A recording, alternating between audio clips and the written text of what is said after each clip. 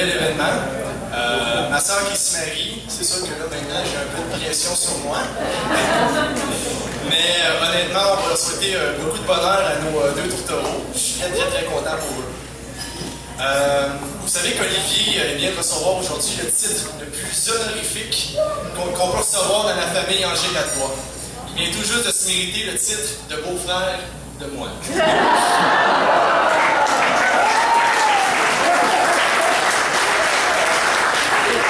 que je dois dire, par exemple, c'est que depuis le début de notre relation, entre Olivier et moi, bien évidemment, il y a eu un petit peu de friction, un petit peu d'étincelle. Parce que vous savez, Véronique et moi, on a une belle grande complicité. On fait beaucoup d'activités ensemble. Véro, elle me confie tout, elle parle d'Olivier.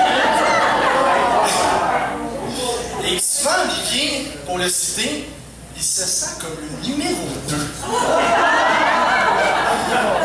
Mais ce soir, Olivier, après ce qui vient de se passer, je pense qu'on peut effacer tous les doutes dans ton esprit et confirmer que dans le cœur de Véronique, tu es maintenant le numéro 1.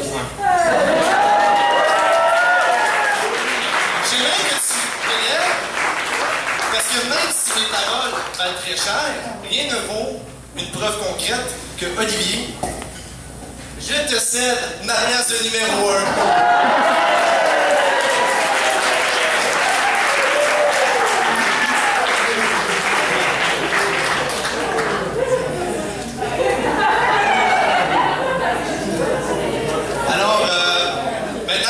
Partie personnelle est faite, on m'a demandé de vous dicter un peu le déroulement de la soirée. Alors, comme une petite recommandation très simple, donc comme vous pouvez le voir, le micro ici sert à venir prononcer vos vœux pendant la soirée. Par contre, si vous remarquez, à chacune de vos tables, il y a une chaise de libre. C'est tout simplement parce qu'à chaque service, nos deux tourtereaux vont se déplacer pour venir vous voir. Donc, pour éviter tout simplement, vu que la soirée va se dérouler très vite, vous allez pouvoir faire vos vœux personnellement à eux, prendre le temps de discuter.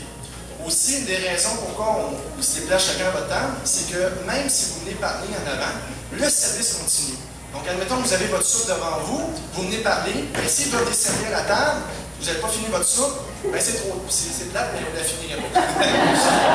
Alors, vous pouvez faire un discours en avant, donc vous incite fortement à leur parler quand ils viendront à votre table. Ensuite, justement, vu qu'ils sont séparés toute la soirée pendant le souper, on vous demande aussi de réduire un peu les demandes de baiser en tapant sur les verres. Pas qu'on n'aime pas ça, mais ils doivent courir. Je sais pas si vous avez vu les chaussures Olivier, mais courir, c'est dur. Alors, peut-être plus tard pendant la danse. Pendant la danse, nos coéquipiers de l'amour ont fait eux-mêmes leur propre playlist. Donc, chez eux-mêmes, c'est Olivier. Alors, ce soir, il n'y a pas de demande spéciale. Mais, sur les colonnes, une ici, une en avant, un peu comme dans un avion, vous avez des chansons qui ont été sélectionnées. Donc, vous pourrez choisir sur quelle chanson aller danser. Parlant de playlist, certaines chansons sont marquées d'une étoile. Ces étoiles-là représentent les chansons préférées de nos amoureux. Ce qui veut dire que sur ces chansons-là, ils vont danser et s'y tiennent. Donc si vous devez quitter, ou si vous devez aller leur parler, de préférence, on attend la chanson qui n'est pas marquée d'une étoile. Il faut leur laisser quand même un peu d'intimité. En passant, la danse finit à 2h30 pour les couches tard ou les lève-tôt. En dernier point, toutes les filles célibataires qui ne sont pas mariées, donc célibataires selon l'état civil, et qui n'ont jamais été mariées par le passé, sont invitées dans ma suite. Je veux dire...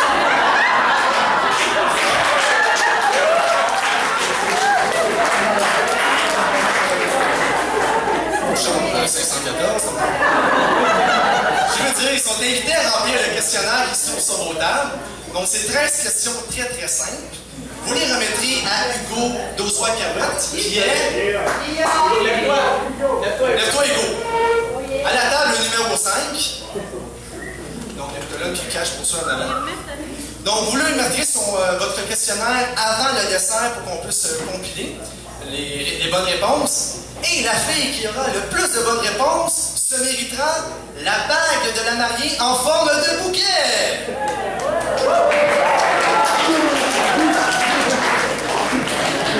Alors, je vais vous souhaiter un bon souper, une bonne soirée, et avant de vous quitter, j'aimerais céder la parole au père du marié, qui a préparé quelques mots qui vont nous permettre de commencer la soirée en beauté, en réflexion.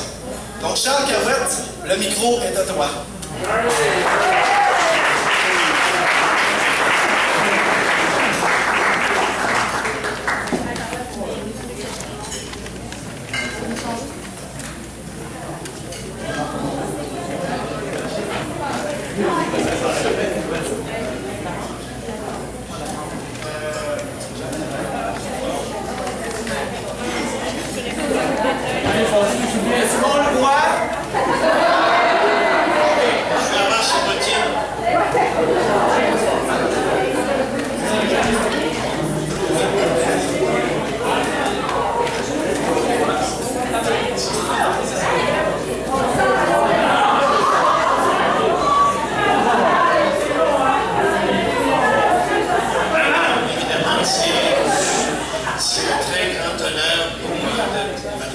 Ici à vous et particulièrement à Olivier et Véro.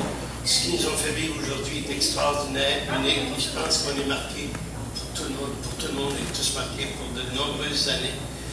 Et je veux les féliciter, les remercier pour ce qui a été préparé avec soin et amour. Et je pense que c'est déjà un bel exemple de tous les projets qu'on pourra réaliser ensemble. Le mariage auquel j'ai assisté personnellement aujourd'hui comme vous est le plus alternatif que j'ai connu. Non seulement parce qu'il est innovateur, marginal et porteur d'avenir, mais je pense parce qu'il nous relie au passé aussi. J'ai l'impression qu'on vivait le vrai mariage d'autrefois, tel qu'il était célébré par une communauté locale. Et c'est plus comme c'est devenu maintenant peut-être un acte légal ou un sacrement religieux. Aujourd'hui, on a eu deux personnes qui consacraient leur amour devant des témoins, devant leur famille, leurs amis, et qui décidaient de former un couple et éventuellement une famille. Et je pense qu'on s'est senti très près d'eux.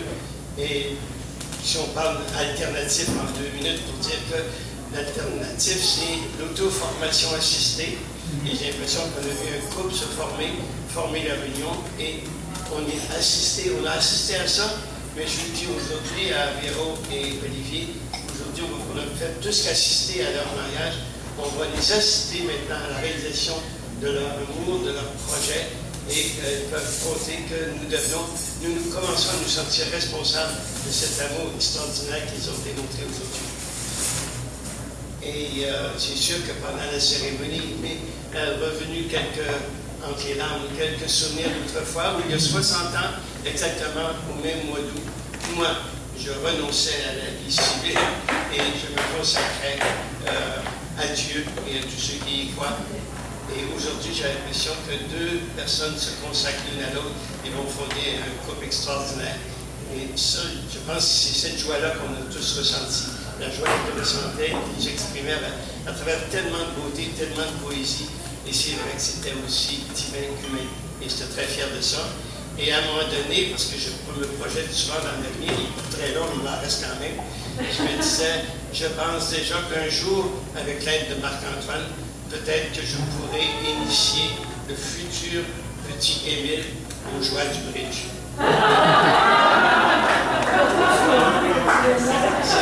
C'est la prévention à très long terme, c'est même la prévention pré-intra-utérine. On n'a pas d'annonce de ce côté-là. C'est ça.